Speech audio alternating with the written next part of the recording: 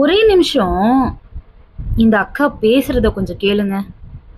இந்த பொம்பளை யாருன்னு இன்னும் கொஞ்ச நாள்ல தெரிய வந்துடும். 13 வயசு பிள்ளைய பறி கொடுத்துட்டு ஒரு தாயோட கண்ணுல ஒரு சொட்டு கண்ணீர் கூட இல்ல. எங்க பையன் தான் 13 வயசு. நாங்க விஜய் சார் மேல எந்த குறையுமே சொல்ல மாட்டோம். செந்தில் பாலாஜி சார் எங்களுக்கு பதில் சொல்லியே ஆகும். எந்த தாயாவது தான் 13 வயசு பிள்ளைய பறி கொடுத்துட்டு விஜய் மேல எந்த தப்புமே இல்லைன்னு பேசுவாங்களா?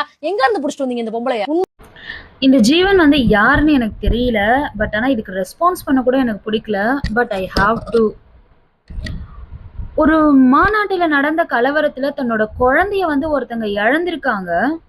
அந்த அம்மா வந்து அவங்களோட வலிகளை எப்படி வெளிக்காட்டணும், அவங்களோட உண்மையான எமோஷன்ஸ்னா என்ன அப்படின்றத இவங்க வந்து சொல்லி கொடுத்துக்கிட்டு இருக்காங்க. ஒரு சேனல் முன்னாடி வந்து கதறி கதறி அழுதாதான் வந்து அது உண்மையான ஒரு அம்மாவாம். இல்லைன்னா வந்து அவங்க சித்தரிக்கப்பட்ட ஒரு அம்மாவாம். அது ஏதோ நிரூபிப்பேன்னு சொல்லிட்டு இருக்காங்க. நிரூபிங்க. அதுக்கு முன்னாடி இந்த மாதிரி சீப்பஸ்டான ஒரு ஸ்பீச் எதுக்காக கொடுக்கணும்? இந்த விஷயத்த அந்த அம்மாவோ இல்லை அவங்க ஃபேமிலியோ பார்த்துட்டு ஏதாவது பண்ணிக்கிட்டாங்கன்னா நீங்க வந்து பதில் சொல்வீங்களா? அந்த மாநாட்டை பத்தி பேசி இங்க நிறைய பேர் அரசியல் பண்ணிட்டு இருக்காங்க. நீங்களும் சேர்த்து பண்ணுங்க.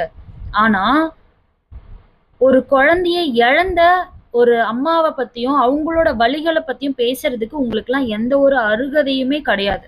யாருக்குமே அந்த அருகதையே கிடையாது. என்ன பிரச்சனைனா அவங்க டிவிக்கு மேல வந்து பழைய போடல, அதனால அவ்வளோ ஆத்திரம் இல்லையா? ஸோ அதனால அவங்க வந்து ஒரு ஃபேக்கான அம்மாவா ஆயிட்டாங்க. ஒருவேளை பழி போட்டிருந்தாங்கன்னா நீங்களாம் அவங்க பின்னாடி நின்றுப்பீங்க. கரெக்டா? அந்த கூட்ட நெரிசல்ல பாதிக்கப்பட்டவங்களே வந்து நியாயமா யோசிச்சு பேசிட்டு இருக்காங்க. அதுவே ரொம்ப பெரிய விஷயம்.